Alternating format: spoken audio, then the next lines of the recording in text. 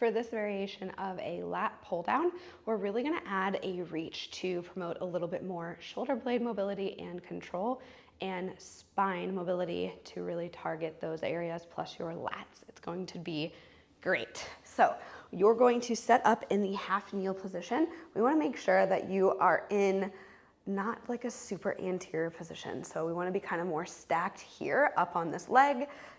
Maybe feeling a little bit of a hip flexor stretch is fine. Just like a heavy tailbone. Please don't squeeze your glute. Just root yourself through this leg. Now, we're going to perform a lat pull down like we normally would, pull here.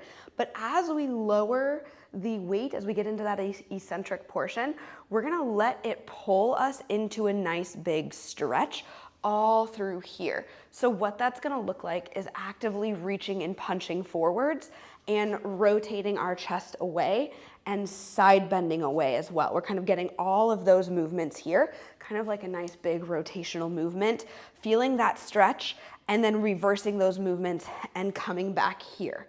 So we are adding a little bit of spine movement to get a little bit more length and mobility and good stuff happening at our ribs and spine.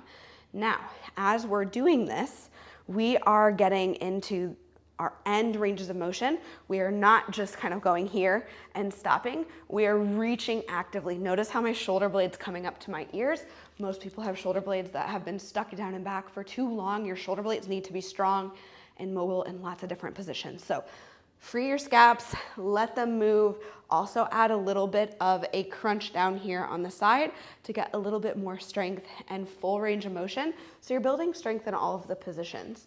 Then at the end of each set, or as your last set, we can also add some breath work in that stretch position to really start to add a little bit of additional spice to enhance ribcage and shoulder mobility for overhead position. So this will really help with your lats as well. You're going to find that end range stretch.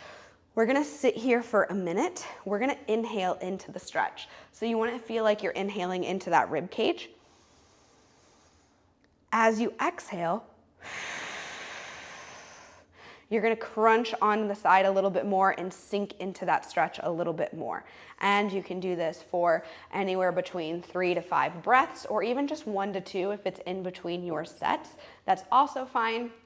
The longer you spend there, the more active mobility you're gonna get. So introduce it lightly and progress over time with longer time spent there. But that's how you can take a regular old lat pull down and get a lot more out of it to really enhance hypertrophy, which is great, but also to build strength and mobility for years to come, which is also really important. So over time, you should feel like you can get a little bit more mobility, you get a little bit more range of motion, and of course we should be able to add reps and go up in weight as well. So stay consistent and patient, and over time you should feel like your spine starts to feel really juicy, your overhead mobility is getting a little bit better, and you're building a lot more strength.